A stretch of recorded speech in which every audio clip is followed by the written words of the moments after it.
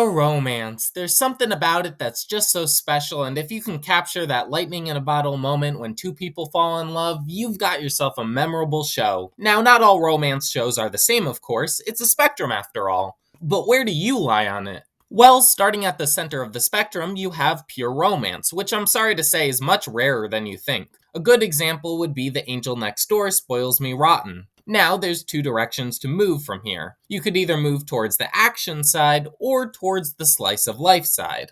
If you lean a bit more towards the action side, there's a good chance you might be thinking of romance at times in the show. You might even be shipping characters in your free time, but as for what the episodes focus on or revolve around, romantic feelings just aren't it. Typically, you see this in more intense shows since the writers want to get your attention with the surface level stuff, but keep your attention with fighting scenes and thrilling moments. This should cover shows like Gurren Lagann, Katanagatari, or Eureka 7. What if you lean more slice of life? Well, that's great, but it's not as cut and dry as the other side. You see, it's kind of like a color palette. If you want to get from red to green, you're going to have to go through orange and yellow. That same sentiment holds true here. As you move away from the center, you'll have to go through drama first, as that's probably the closest genre to romance. That's where you get things like Toradora, Fruits Basket, and Nana. If you dive a little further down the rabbit hole, it makes sense to talk about shows that block out romance to an extent where you know it's looming for most of the time,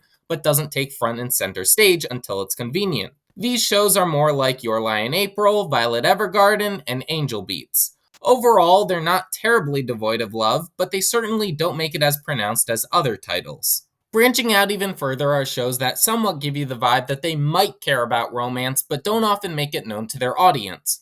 These shows know romance is an aspect at their disposal, but rather lean on other genres to convey the story better. Shows like Hyoka, Inspector, and Toilet Bound Hanako-kun do a good job of exemplifying this. Dig even further beyond and you'll get shows that put other genres at the forefront with romance as a possible afterthought. While they're not crucial to the viewership of these series, it may be something the writers consider when hoping to expand their audience. Often in isekai, slice of life, and comedy series. Some examples could be Baka and Test, Working, Blend S, and The Devil is a Part-Timer. All these shows are basically on the fringe, leaning pretty heavily into other genres while possibly giving you the faintest hint that romance has something to do with it.